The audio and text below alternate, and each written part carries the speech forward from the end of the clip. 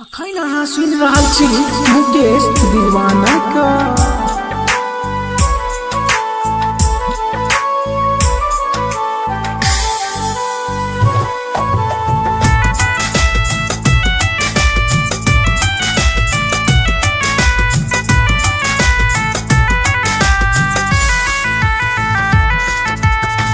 दिलही जखम कोन जियब हम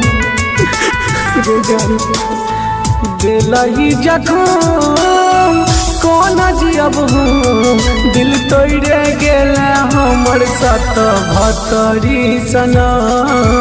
दिल तोड़ क गेला सत भतरी सनम भुला गेला काइल सब वादा कसम दिल तोड़े गेला हमर सत भतरी सनम दिल तोड़ी का गेला सत भतरी सनम का गेला सत भतरी सनम भतरी सनम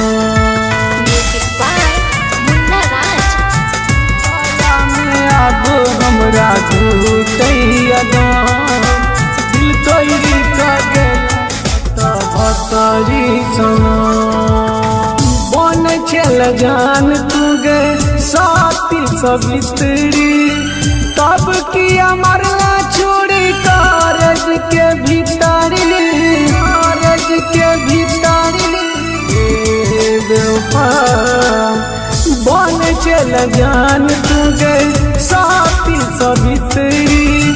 तब किया मरना छोड़ी कारज के भीतरी जो जो गजान खुश रखो भगवान सुताला में अब हमरा घुटैया दिल तोड़ देला हमर सत भतरी सनम सुताला में अब हमरा घुटैया दिल तोड़ क गेला सत भतरी सनम गेला सत भतरी सनम भतरी सनम अब हमरा घुटैया दिल तोड़ क गेला सत भतरी सनम छोड़ बन साथ तू कहै छल रानी तोरे मार राजू राजा कोई कहानी